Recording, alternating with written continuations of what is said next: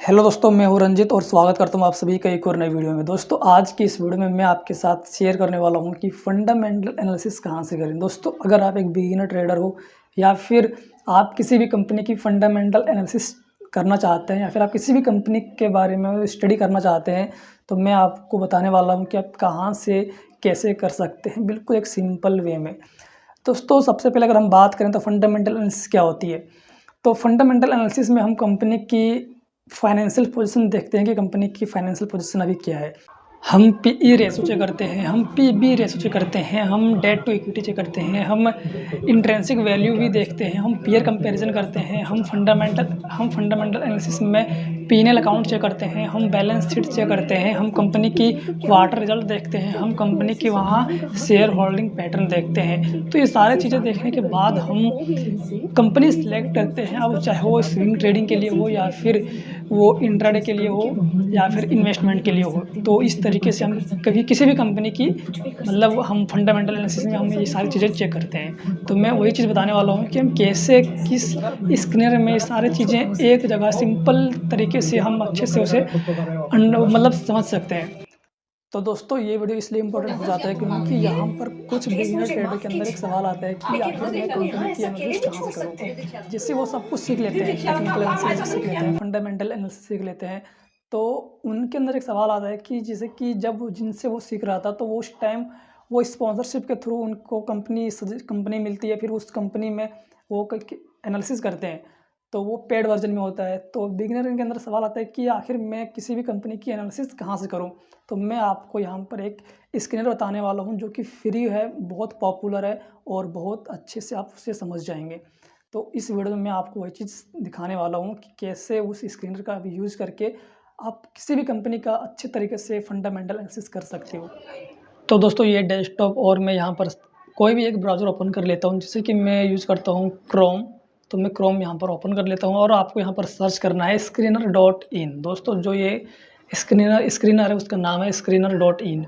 तो यहाँ पर आपको कई सारे लिंक्स हो जाते हैं। तो ये तो सब वे फालतू के हैं। तो ये यहाँ पर दिखाई दे रहा है टिकर टैब। तो ये भी एक स्टॉक स्क्रीनर है जो काफ़ी अच्छा है। आप इसका भी यूज़ कर सकते हैं अगर आपको यूज़ करना हो तो। वैसे मैं बात करूँगा स्क्रीनर का।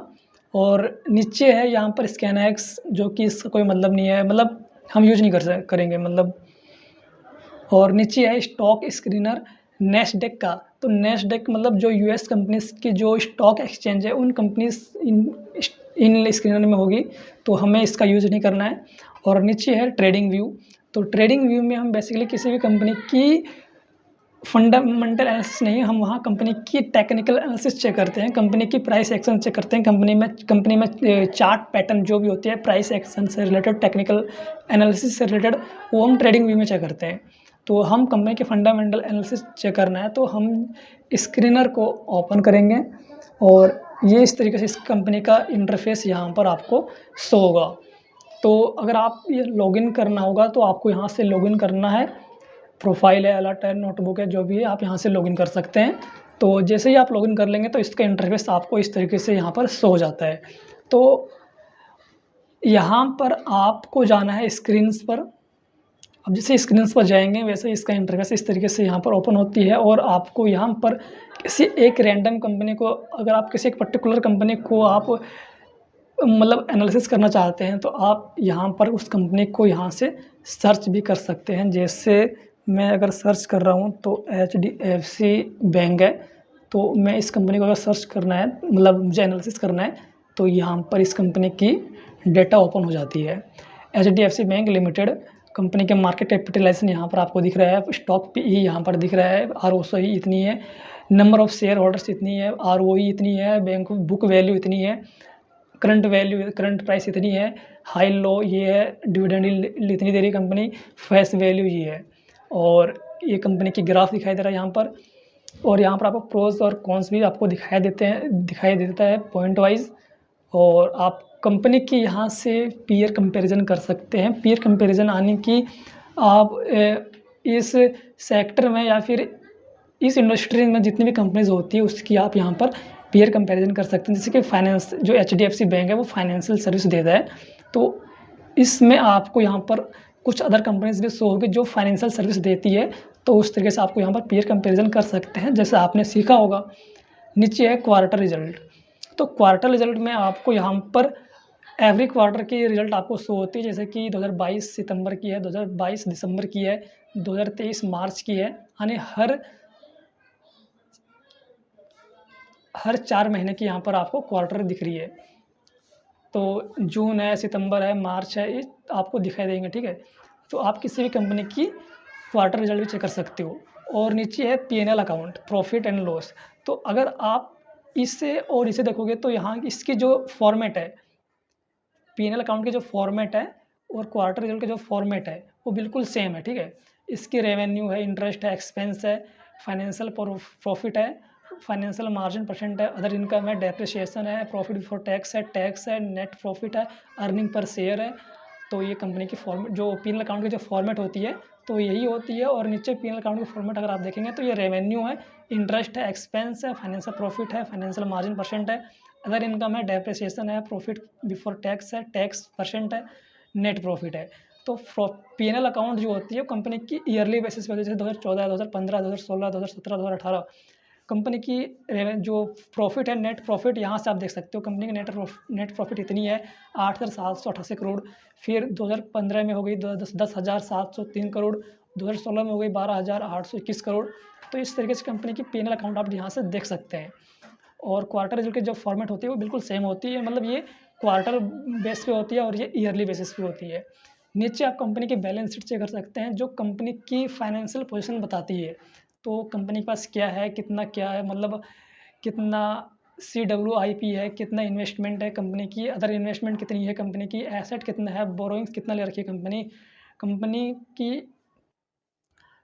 जो कुछ आपको बैलेंस शीट में दिखना होता है, तो वो चीज़ यहाँ पर आपको दिखाई दे जाएगा। मतलब बैलेंस शीट का जो फॉर्मेट होता है वही चीज़ आपको यहाँ पर मिलेगा, ठीक है।